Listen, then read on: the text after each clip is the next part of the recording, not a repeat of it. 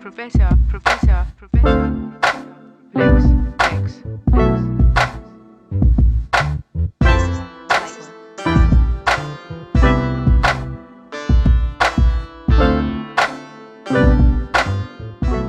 Hello, Sheila again, checking with Sheila. Today we're going to make a Sunday dinner. Pretty simple Sunday dinner.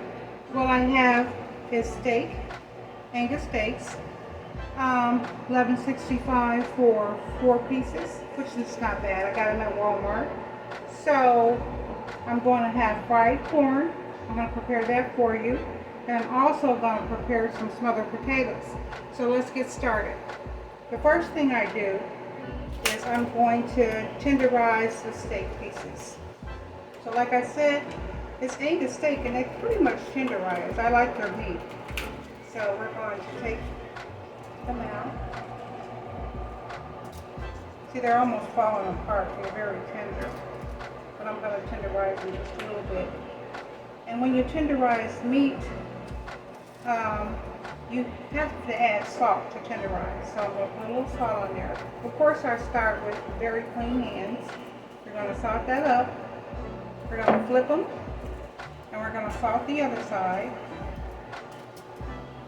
And what that salt does is help break down the membranes in the meat. As you can see, they're very, very tender. So let's salt this other side a little bit. Okay. I'm going to also add the mountain steak by Weber to it. I like their seasoning, so I'm going to add that to the steaks before I tenderize them. Okay. I'm going to sprinkle a little of that on the steaks. We're going to flip them, and we're going to tenderize the other side as well. Well, season the other side as well. See how they're falling apart already? So they're very tender. I have already turned my pan on my skillet. I have a little oil in the skillet there, and I'm going to add some butter to it in just a moment. Okay, so let me rinse my hands off here, and I'll get ready and pound that steak a little bit. Because like I said, it doesn't need much pounding. It's very tender to the touch. Okay, so just a little pounding. And that's an old-fashioned meat pounder I have. I've had it for years. And that's about as much as I'm going to pound it. Okay, so let's get rid of that. Let's open up the steak. I'm not going to do both sides because the meat is already very tender. I'm going to add a little margarine, butter, to that oil I have over there. Okay, so we're having the margarine melt in the oil. So I'm going to drop the steaks in there. I'm going to turn up the eye up just a little bit. I'm going to turn it up just a little more, and it's cooking nicely. So we're going to just let those brown. We're going to let them brown for about 3 minutes on each side. After I take them out of the oil and the butter, I'm going to saute some onions. Okay, I'm back. So they've been sauteing, like I said, about 2 minutes on each side. So I'm going to take them out of the skillet right now. And then I'm going to saute those onions. A lot of people prefer steak with sauteed onions, so I'm going to do that. There's a little oil in the pan. I'm just going to add a little more so the onions don't burn. Just a little bit. Okay, that's enough. That was about a tablespoon. So you can see it's smoking pretty good.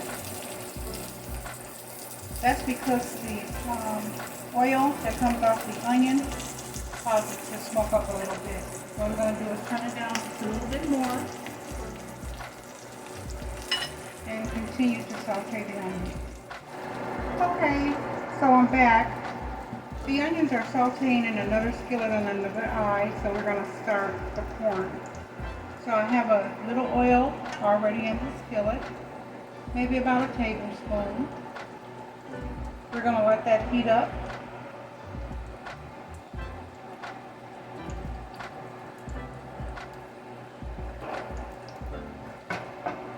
Now you can use corn off the cob if that's what you want to do. If you want to take time shucking that corn, cleaning that corn, and cutting that corn off the cob, you're welcome to do so. I chose not today because I'm trying to make this video for youngsters who are just learning how to cook. Hey, Chefing with Sheila back. So what I'm going to do is put my bell peppers in. That's about 1/4 of a cup. I'm also going to use 1/4 cup of onions as well. Okay. I'm going to just let that saute a little bit.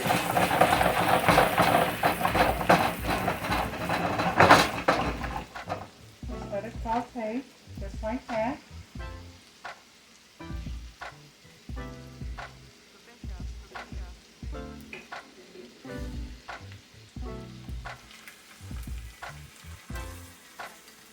Let it saute.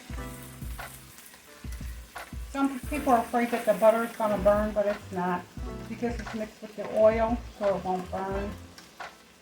So we're just going to let it saute just for a few minutes.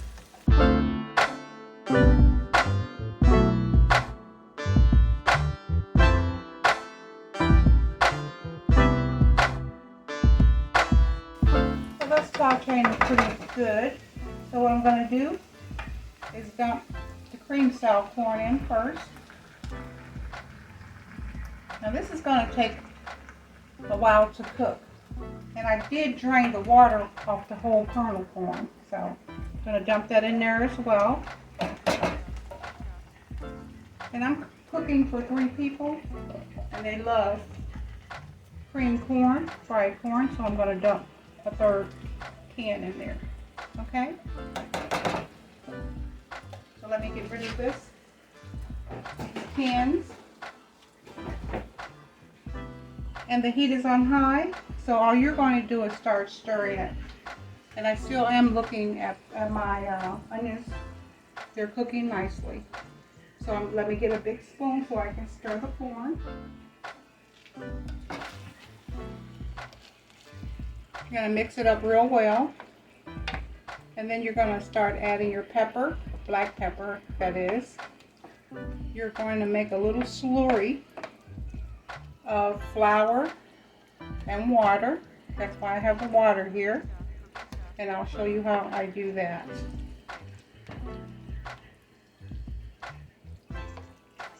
So as that corn is cooking, I am going to make a little slurry, okay?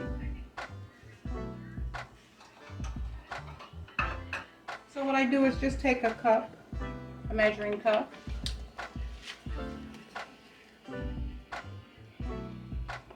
about a tablespoon and a half of flour. I mix my water.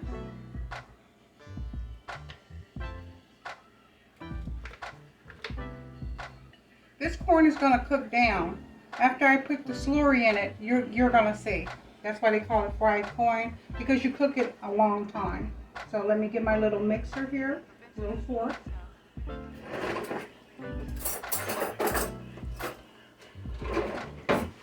That's what I call my little mixer. Just stir that slurry up so it won't have any lumps in it.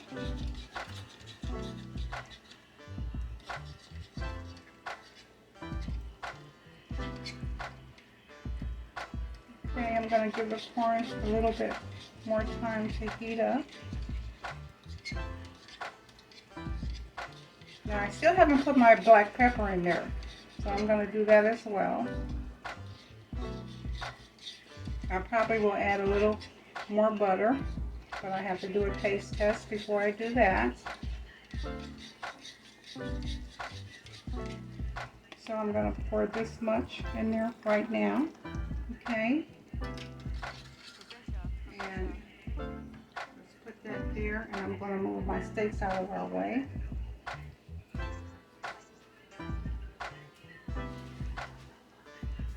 Okay. Now this is on high heat. That's where it should be. So as it heats up, it makes the corn like creamier for that fried corn look.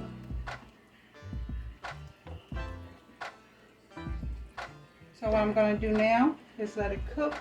I'm going to add a tablespoon and a half of sugar to it, just like my mom used to do it. Okay. It's sweet corn, but you want to make it a little bit sweeter. Okay. And then I'm going to add my pepper to it. I'm going to add black pepper. Okay, the black pepper I'm going to add about a teaspoon. A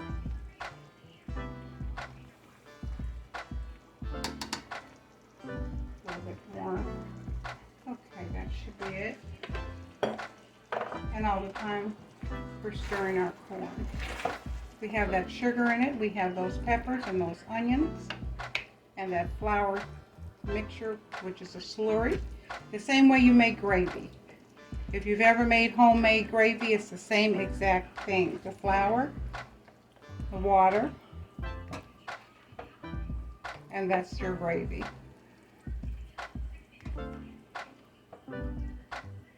So we're going to let this cook for about, I'm going to say about an hour, so it can be nice and done, and the liquid cooks out of it. So we'll be back. Chefing with Sheila, I'm back. I added, while you're away, a little black pepper to the corn, and it's, like I said, cooking up nicely. It's been sauteing about 45 minutes now. 45 to 50 minutes. And as you can see, all the liquid is cooked down, and that's the way we want it. The tap lady is back. Okay, so now I'm going to show you how I do some other potatoes. I've cut up 5 potatoes, family of 3, and that's how I slice them. So I'm going to get these all sliced, and I'll be back. I have a bit of bell pepper here too. I'm going to slither that up and put that in with the potatoes. Okay, so I'll check on me in about a few minutes. Okay, I'll have these sliced up for you.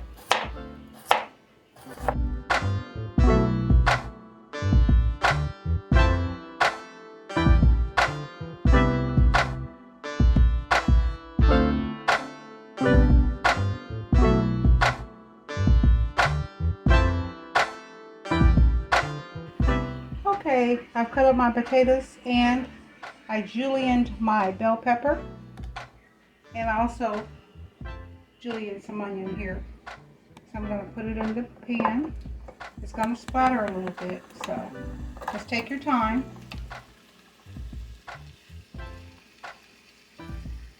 That's enough bell pepper for the potato, because we don't want to overpower the taste, because we have the bell pepper also in the fried corn.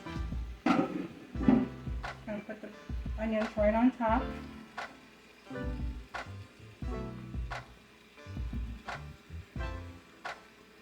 Okay. Tighten up a little bit.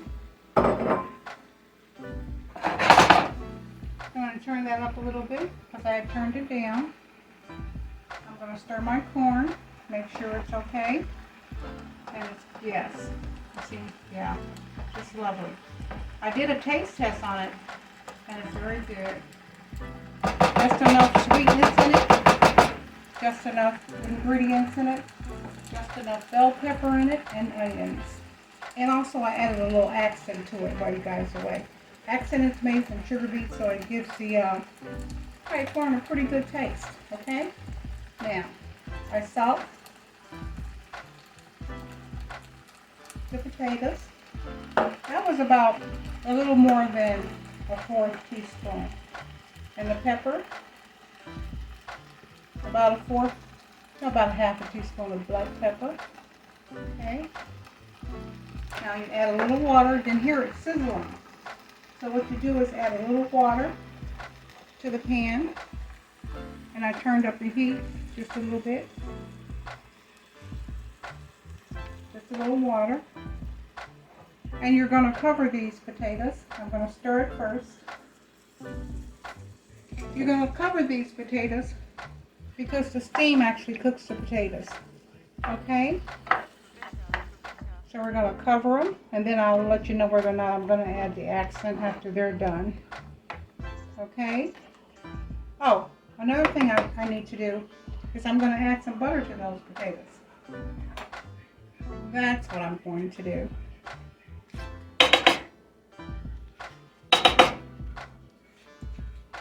Okay, that should be enough. That's about a tablespoon and a half of butter. I'm going to cover it and I'll be back. I'm back. The potatoes are done already. Okay, let's take a look. Oh yeah, they look pretty yummy to me. Okay, they're fork tender. Ooh. You want the green peppers to look just like that. I did add a little red pepper for a little spice. If you like this video, make sure you subscribe, share, and like. Tell your friends about it. I try to make the most tastiest meals, so let's plate this up. Okay?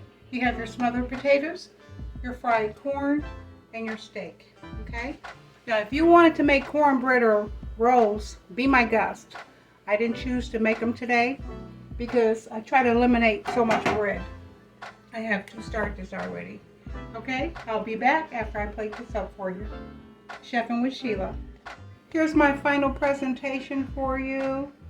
I have smothered potatoes, fried corn, steak with the onions, and of course I'm going to have some wine. And steak sauce, of course. So subscribe, like, and share. And I'll see you again on the next segment of Chefing with Sheila. Bye now.